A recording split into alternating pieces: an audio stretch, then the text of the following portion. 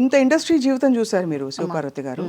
ముఖ్యంగా సినిమా ఇండస్ట్రీలో చాలా అకృత్యాలు జరుగుతున్నాయని చెప్పి హేమ కమిటీ రిపోర్ట్ మొన్న ఇబ్బందులు ఆడపిల్లలకు అన్యాయం జరుగుతుంది, ఇబ్బందులు ఉన్నాయని చెప్పి ఆవిడ ఒక తెలుసు కదా మీకు, హేమ కమిటీ మలయాళ చిత్ర పరిశ్రమలో.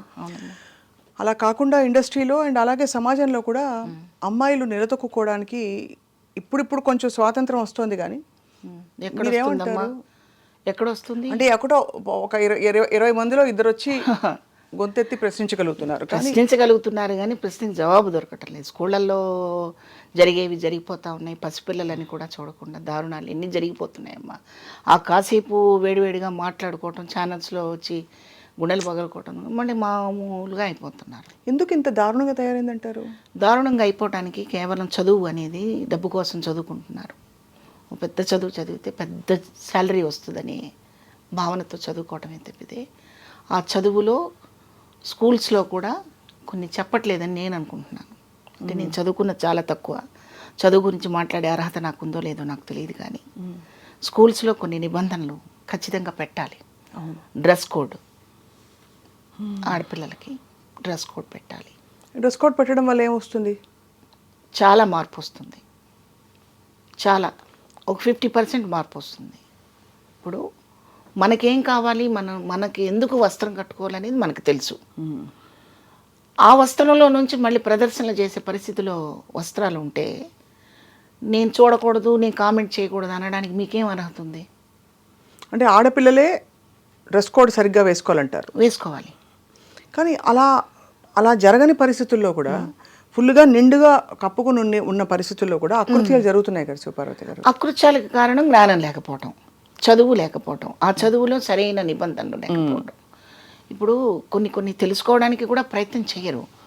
నాకు ఇట్లాంటి సందర్భంలో నాకు గుర్తుకొచ్చేది ఏంటంటే కరుణశ్రీ గారి ఉషశ్రీ పద్యాన్ని మీరు ఒకసారి గుర్తు చేసుకోండి. ఉషశ్రీ గారిదే కదా. నేను ఒక పూల మొక్కక్కడ నిలిచి చివాలున్న కొమ్మ వంచి గోరానడనంతని నా ఆయువు తీతు అని ఘంటసాల గారు పాడిన పద్యాలు మీరు ఒకసారి గుర్తు చేసుకోండి. ఇవి వాళ్ళు రాశారు, ఘంటసాల గారు పాడారు. మనకు చక్కగా ఒక అద్భుతమైన బంగారు గనిలాగా మనకు ఎలాగూ ఆ సంపద ఉంది. కానీ ఆ సంపదని అప్పుడప్పుడు మనం మెళ్ళ వేసుకున్న హారంలాగా వాటిని కూడా బయటికి తీసి చదవాలి, వినాలి.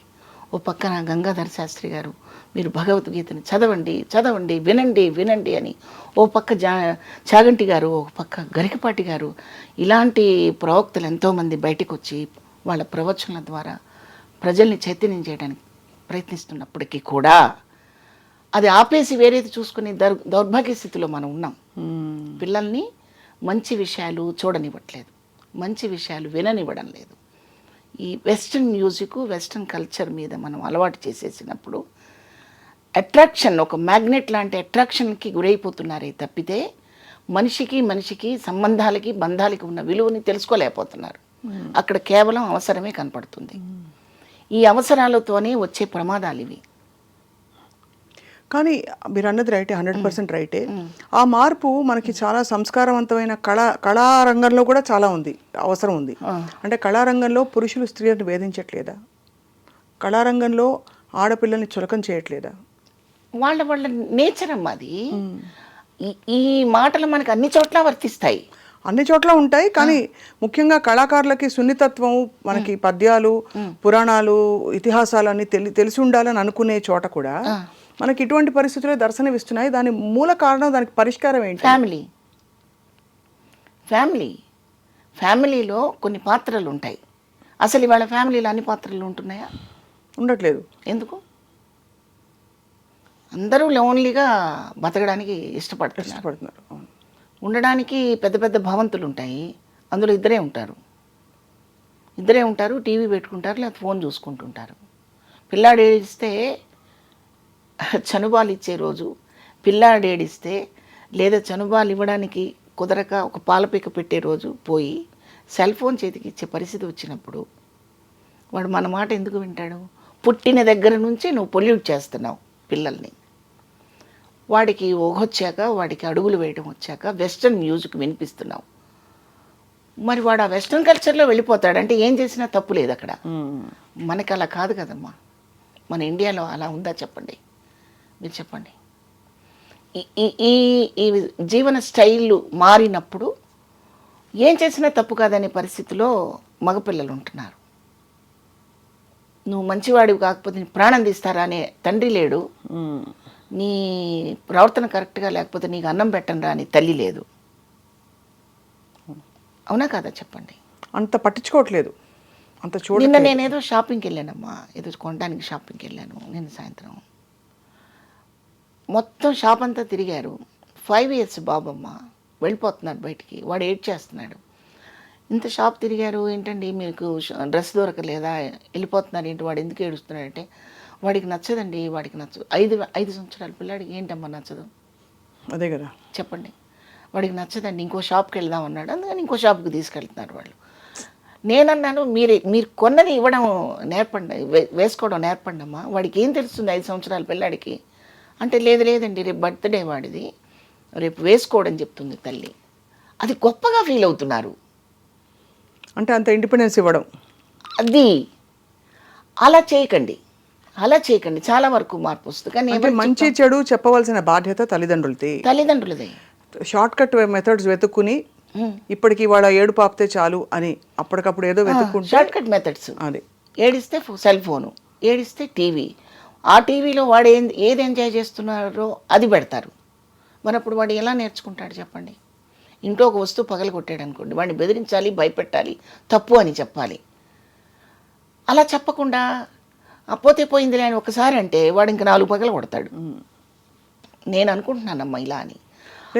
ఆ నేచర్ని బిల్డప్ చేసుకునేది అక్కడే. అవును, అంటే ఆ అశ్రద్ధ నుంచి ఇలా పిల్లలు ఇలా తయారవుతున్నారు బాధ్యత రహితంగా. అవును, తెలియనితనంతో తర్వాత వాడు ఏమవుతున్నాడు, వాడి మెంటల్ కండిషన్ సరిగా ఉండట్లేదు, మానసిక రుగ్మతలతోటి పెరుగుతాడు వాడు. ఎప్పుడు సెల్ ఫోను, ఈ పబ్జీలు, ఇంకేమిటో ఉంటాయి ఫోన్లో మొత్తం. ఇవి చూసుకుంటూ వాడి మనసు అమ్మని కూడా దుర్మార్గంగా చూసే పరిస్థితికి వస్తాడు వాడు. అమ్మ దగ్గర అలా ప్రవర్తించలేడు కాబట్టి అమ్మాయిలు వెంట పడతాడు, పసిపిల్లలను కూడా దుర్మార్గంగా చిదిమేస్తాడు. కాబట్టి ఫస్ట్ ఎక్కడ మనకి మూలాలు ఉన్నాయో ఆ మూలాల దగ్గర నుంచి దాన్ని రిపేర్ చేసుకుంటూ రావాలి. కానీ వాడు తప్పు చేశాడని వారికి ఉరిశిక్ష వేసినంత మాత్రాన ఎంతమందిని మనం అలా ఉరిశిక్ష వేస్తాం నేను అనుకుంటున్నాను. మంచి మాట చెప్పారంటే ఇది పునాదులు సరివ్వకపోతే చాలా మందికి నచ్చకపోవచ్చు నేను చెప్పే విషయం, నచ్చకపోవచ్చు కాదు, నచ్చదు. ఒక వయసు వచ్చాక అమ్మాయి అమ్మలాగానే ఉండాలమ్మా. అమ్మాయి అయినా అమ్మలాగానే ఉండాలి. అమ్మాయి వాడి ముందు వేరే రకంగా కనిపిస్తుంది అనుకోండి, వాడు క్రమశిక్షణతో పెరగడమ్మా, పెరగడు, ఖచ్చితంగా పెరగడు. వాడి భార్యకి ఏం చెప్తాడు, చెప్పలేడు, ధైర్యం లేదు. అమ్మ అయితే భరిస్తుంది కానీ ఎంత కష్టమైనా భార్య భరించదు కదమ్మా. అంతే, నిజమే. డైవర్ట్స్ ఇవ్వడానికి 5 నిమిషాలు రెడీగా ఉంటారు. అందుకని మా పిల్లలు భయపడుతున్నారు, వీళ్ళ పిల్లల్ని మందలించడానికి వాళ్ళు భయపడుతున్నారు. స్వేచ్ఛ స్వేచ్ఛ స్వేచ్ఛ. ఈ స్వేచ్ఛ పర్వంలో ఏవేవో జరిగిపోతుంటాయి, ఎన్నో జరిగిపోతుంటాయి. అవి ఎప్పుడో మనం అవి సమసిపోయాక, అల్లరంతా సమసిపోయాక మనం మాట్లాడుకుంటే ఏం ఉపయోగం ఉందమ్మా. వాస్తవం, సంఘటనలు జరిగాక ఎంత చర్చించుకున్నా లాభం లేదు. ఏంటి ఉపయోగం? ఎవరికి వాళ్ళు ఆ కుటుంబాలు బాగా బాగుపడితే పిల్లలు కూడా బాగుపడతారు, వాళ్ళ విలువలు కూడా బాగుపడతాయి. ఉదయాన్నే లేవగానే నువ్వు దేవుణ్ణి చూడాలి అని చెప్పండి. ఇంట్లో నువ్వు చూడాలి ఖచ్చితంగా. ఏది, పాలు తాగి కాస్త నాకు అన్నం పెట్టు అనే ఏజ్ దగ్గర నుంచి. ఎందుకమ్మా పసిబిడ్డల్ని పెట్టుకొని ఇలా దండం పెట్టించేవాళ్ళం చిన్నప్పుడు. నాకు బాగా గుర్తు, గుళ్ళల్లో ఇలా పసిబిడ్డల్ని తీసుకుని ఒళ్ళో కూర్చోబెట్టుకొని రామ్ రామ్ రామ్ అను నాన్న అంటే వాళ్ళ అలా ఎంజాయ్ చేసి ఇట్లా అంటూ ఆడుకునేవాళ్ళు పిల్లలు. అది అలవాటైపోతుంది. అవును కదా. మరి అది అలవాటు చేయకుండా అసలు ఇంట్లో ఓ పూజ చేసుకోవాలి, దేవుడిని పొద్దున్నే లేచి చక్కగా ఫ్రెష్గా ఆ శుభోదయాన్ని ఎంజాయ్ చేయాలి, దేవుడికి దండం పెట్టుకునే బయటికి వెళ్ళాలి అని చెప్పే కుటుంబాలు చాలా కొద్దిగా కనిపిస్తున్నాయి వాళ్ళ రోజున. చెప్పిన వాళ్ళు శత్రువు అవుతున్నారు. అవును. ఇంకా చెప్తే చాదస్తం అంటారు, ఇంకా చెప్తే తీసుకెళ్ళి ఓల్డేజ్ హోమ్లో పడేస్తారు. కాదంటారా? కరెక్ట్గా అన్నారు. మరి అప్పుడు ఇలాంటివి జరుగుతూనే ఉంటాయి. అవును. మనం ఆ తర్వాత అయ్యో ఇలా జరిగిందండి, పలానా చోట అలా జరిగిందండి, అయ్యో అయ్యో అని మనం ఏదో చాలా ఒడ్డున్న ఉన్న వాళ్ళలాగా మనం మాట్లాడుకుంటూ ఉంటాం. కాలిపోయిన వాడు వాడి బాధపడి పడుతూనే ఉంటాడు. పర్ఫెక్ట్గా చెప్పారండి. ఐ థింక్ ఇది చాలా అవసరమైన విషయం మీరు చెప్పింది. అందరూ ఎవరికి వాళ్ళ పరిస్థితుల్ని ఒక్కసారి పరిశీలించుకోవాలి. మనం ఎలా ఇప్పుడు పెంచుతున్నాం. షాప్కి వెళ్తే రకరకాల డ్రెస్సులు అడుగుతారమ్మా పిల్లలు. మనం మనకంటూ ఒక గిరిగీసి పెట్టాల్సిందే. ఆ బౌండరీస్ లేకపోతే పెట్టాల్సిందే. నేను తప్పు మాట్లాడుతున్నాను అస్సలేదండి. అంటే ఇది రకరకాల మీరు అన్నట్టు పాత పద్ధతులు మళ్ళీ రావాలి. ఆ వస్తేనే కొంచెం కొద్దో గొప్ప అర్థం అవుతుంది. అంటే ఇండిపెండెన్స్ ఇవ్వడం, పిల్లల వ్యక్తిత్వానికి కూడా విలువ ఇవ్వాలి అనే ఒక థియరీ ఇప్పుడు ఉంది. ఆ థియరీలో మనకి దానికి ఏంటంటే దానికి కూడా సరైన ప్రమాణాలు, సరైన బౌండరీస్ ఉండాల్సిన అవసరం ఉంది. ఏది పడితే అది, లేదు అశ్రద్ధ చేసో షార్ట్ కట్స్ వెతుకుంటే మాత్రం ఆ పిల్లలు కూడా అలాగే ఈ ప్రేమ వ్యవహారాల దాకా కూడా వచ్చినప్పుడు, ఈ ప్రేమలు కన్నమ్మ గారి టైంలో, సావిత్రి గారి టైంలో, బి సరోజాదేవి గారి టైంలో, ఇంకా అంతకు ముందు ఉన్న కాంచనమాల గారి టైంలో కూడా సినిమాల్లో ప్రేమలు, ప్రేమించుకోవడాలు, ప్రేమలు విడిపోవటాలు, ప్రేమించిన వాడి కోసమే బతకడాలు సబ్జెక్టులు చాలా ఉన్నాయి. కానీ మీరు ఎక్కడన్నా వాళ్ళు వెళ్ళి హోటల్లోకి వెళ్ళి కూర్చోవడము, లేకపోతే తల్లిదండ్రులకు చెప్పకుండా వెళ్ళిపోవడం లాంటివి ఎక్కడన్నా ఈ సినిమాలన్నా మీరు చెప్పగలరా? చాలా తక్కువ. పార్కుల్లో ఉండేవి.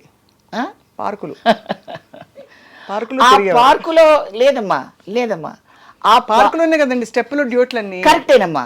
ఆ పార్కుని కూడా వీడి ఊహ ఎంత లాజిక్గా చెప్తాడంటే డైరెక్టరు, పార్కుకి వెళితే అక్కడ ఎంజాయ్ చేస్తే, అక్కడ సరదాగా పాటలు పాడుకుంటే అనేది ఊహించుకుని అన్నట్టుగా మనకు చెప్పేవాళ్ళే తప్పితే సాయంత్రం అక్కడికి వచ్చే నువ్వు అన్న దాఖలా చాలా తక్కువ. అవునా కదా చెప్పండి. అంటే ఆ క్యారెక్టర్ మెచ్యూరిటీని బట్టి, ఆ చొరవని బట్టి పెట్టేవాళ్ళే తప్ప ఆ సీన్స్ నేను 6కి పలానా క్లబ్కి వస్తున్నాను అక్కడికి వచ్చి అనే అంత కల్చర్ మనకు అప్పుడు కల్చర్ లేదు. క్లబ్ అనేది అసలు అవుట్ ఆఫ్ క్వశ్చన్. ఫాస్ట్ అసలు ప్యాంట్ వేసుకోవడమే లేదు కదా ఆ రోజుల్లో సినిమాల్లో. ఇప్పుడు మీరు అన్నది రైటే.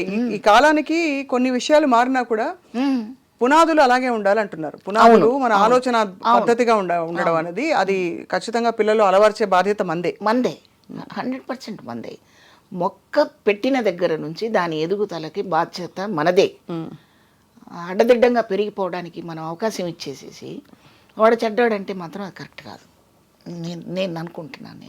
ఇక్కడ నేను ఎవరిని క్రిటిసైజ్ చేయటం లేదు.